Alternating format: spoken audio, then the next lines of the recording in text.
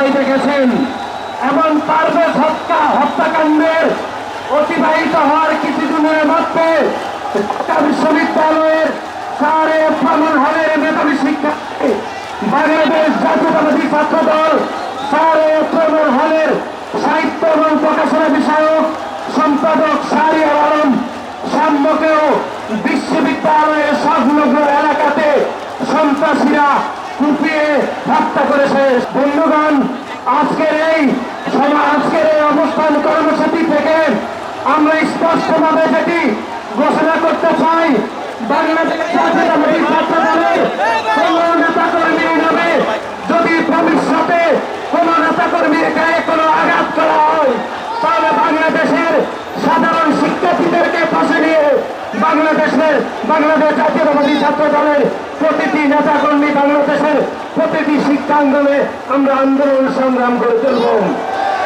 সংগ্রামী বন্ধুগণ, আপনারা দেখেছেন শাহরিয়ার আলম সাম্যের হত্যাকাণ্ডের পরে আমরা দেখেছি এক শ্রেণীর বুদ্ধিজীবী এবং কথিত সাধারণ শিক্ষার্থীর নামে গুপ্ত সংগঠনের কিছু নেতাকর্মীরা শাহরিয়ার আলম সাম্যের হত্যাকাণ্ডের মোটিভ এবং হত্যাকাণ্ডের কারণ এবং নেগেটিভ ন্যারেটিভ তৈরি করতে তারা সামাজিক যোগাযোগ মাধ্যমে ব্যস্ত হয়ে রয়েছে।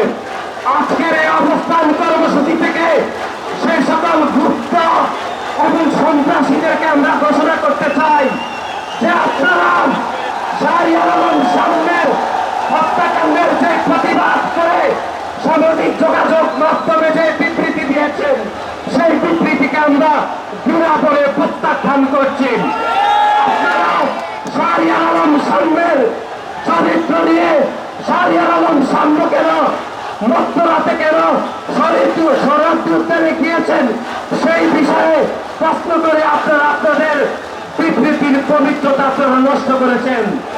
আমরা আজকে এই অবস্থান কর্মসূচি থেকে ঘোষণা করতে চাই, অতীতে আপনারা দেখেছেন যে খুনি শেখ হাসিনার সময়ে যেভাবে সাগর নদী হত্যাকাণ্ডের পরে যেভাবে খুনি শেখ হাসিনার বলেছিল যে কারো বেডরুম পাহারা দেওয়া খুনি শেখ হাসিনার যেরকম দায়িত্ব নয়, তেমনি আমরা দেখেছি যে বিশ্ববিদ্যালয়ের 100 হাত ধরে শাহরিয়ার আলম সাম্য হত্যাকাণ্ডকে অনেকে পিতা মেপে আলাদা করতে চাইছেন খুনি হাসিনা শেখ হাসিনার মতো। আমরা সেই সকল দায়িত্বশীল লোকের দায়িত্বহীন বক্তব্যকে বিনাপরে প্রত্যাখ্যান করছি। আমরা মনে করছি খুনি শেখ হাসিনা যেরকম সাগর নদী হত্যাকাণ্ডের দায় এড়ানোর জন্য যেরকম বলেছিল যে কারো বেডরুম পাহারা দেয়, তার দায়িত্ব যেন খুনি শেখ হাসিনার নয়, ঠিক তেমনি ভারত উদ্যান সংলগ্ন যে এলাকাতে শাহরিয়ার আলম সাম্য যেখানে খুন হয়েছে, সেই হত্যাকাণ্ড যেরকম তারা দায় এড়াতে পারে না, যেমনি খুনি হাসিনা দায় এড়িয়েছিল। সংগ্রামী বন্ধুগণ, আজকের এই শাহবাগের অবস্থান কর্মসূচি থেকে আমরা ব্যর্থ প্রশাসন, ব্যর্থ সরকারের পদত্যাগ দাবি করছি।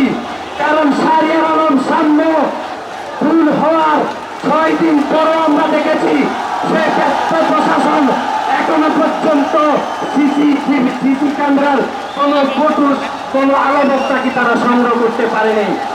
যেরকম সিসি ক্যামেরার কোন ফুটেজ যেরকম তারা সংগ্রহ করতে পারেনি, সিসি ক্যামেরা যেরকম অকাজা হয়ে রয়েছে, ঠিক তেমনি শাহরিয়ার আলম সাম্যের হত্যাকাণ্ডের বিচারের দাবিতে সেই সরকারের অবস্থাও সিসি ক্যামেরার মতো অকাজা হয়ে রয়েছে।